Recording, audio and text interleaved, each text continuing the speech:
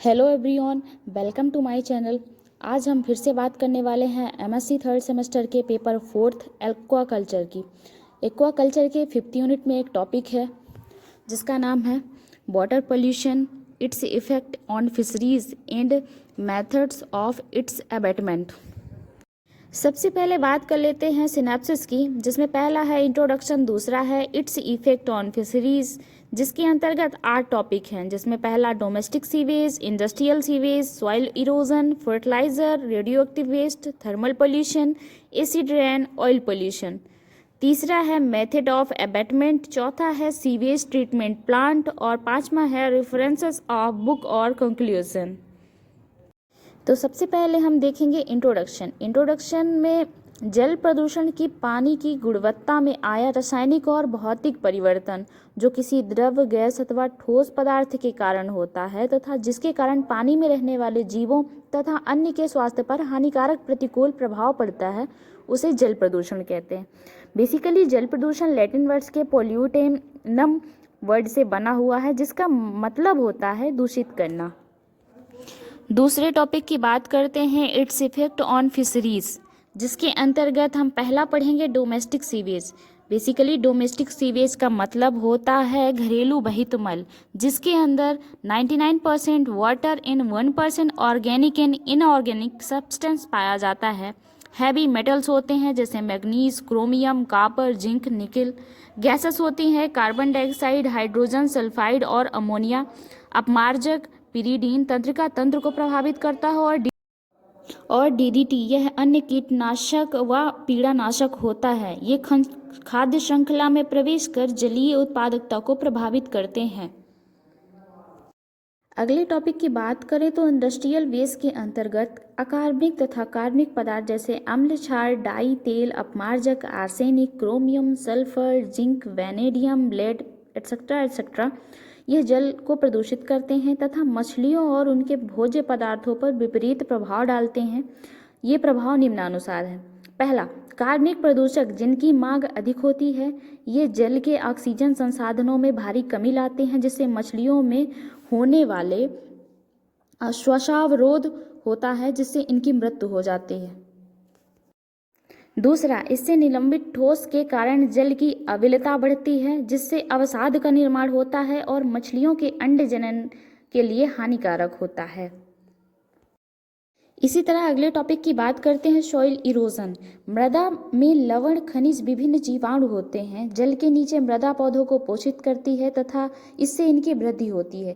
तेज वायु, वर्षा, ज्वार के कारण मृदा अपरदन होता है, जिससे उपजाऊ शक्ति नष्ट हो जाती है और जलीय जीव, प्राणी, पौधे प्रभावित होते हैं। मछलियां और अन्य जीवों के शरीर में क्लोम पे, नासाद्वार पे मिट्टी जम जाती है और जीव मर जाते हैं। नेक्स्ट है फर्टिलाइजर अर्थात उर्वरक।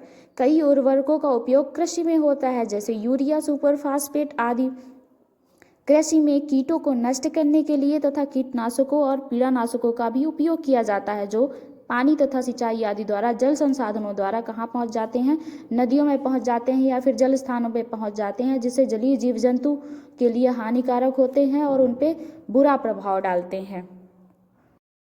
अगले टॉपिक की हम बात करते हैं रेडियो एक्टिव वेस्ट अर्थात रेडियोधर्मी प्रदूषण अपशिष्ट।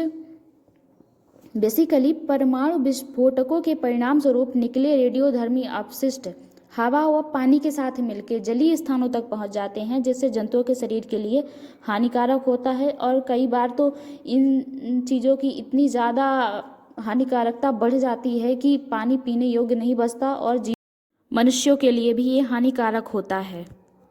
अगले टॉपिक की बात करें तो थर्मल पोल्यूशन अर्थात तापीय प्रदूषण। आणविक रिएक्टरों, उद्योगों, संस्थानों में उत्पादन थर्मल ऊर्जा को पानी के स्रोत तक पहुंचाता है, जिससे पानी का तापमान बढ़ जाता है और उद्योगों द्वारा छोड़े गए विनाइल, कार्बन टेट्राक्लोराइड, क्लोरोफॉर्म आदि से तापीय प्रदूषण होता है, जिससे जलीय प्राणी जो है रोगग्रस्त हो जाते हैं और इनकी मृत्यु हो जाती है। अगले टॉपिक की बात करते हैं ऑयल पोल्यूशन। ऑयल पोल्यूशन बड़े जहाज़ों, उद्योगों से निकला तेल अत्यंत हानिकारक होता है। बेसिकली ऑयल पोल्यूशन तो वैसे भी उद्योगों से निकलता है, और जो नदी तालाब होते हैं या फिर जो जल स्थान होते हैं उन पे एक लंबी परत बना लेता है। जब वो लंबी परत बना लेता है तो नीचे जो रह रहे जीव जंतु हैं उनको सांस लेने में दिक्कत होती है, या फिर ऑक्सीजन की कमी की वजह से कभी कभार वो जीव जंतु ऐसे ही मर जाते हैं या फिर उनको सांस लेने में दिक्कत होती है। ये भी बहुत बड़ा हानिकारक पोल्यूशन है।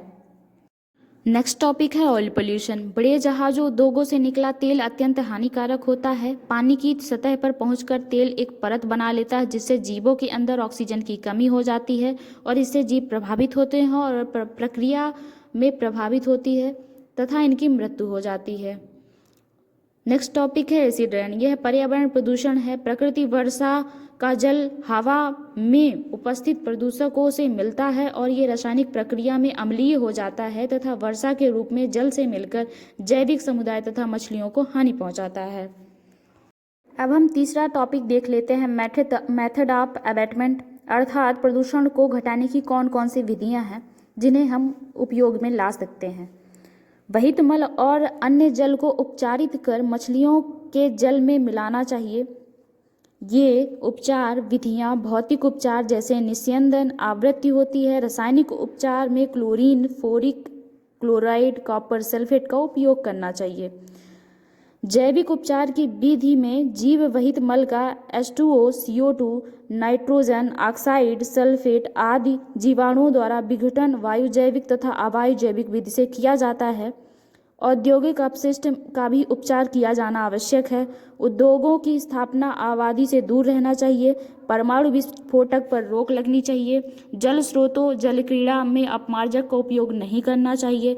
विषैले पीड़ानाशक को प्रतिबंधित करना चाहिए।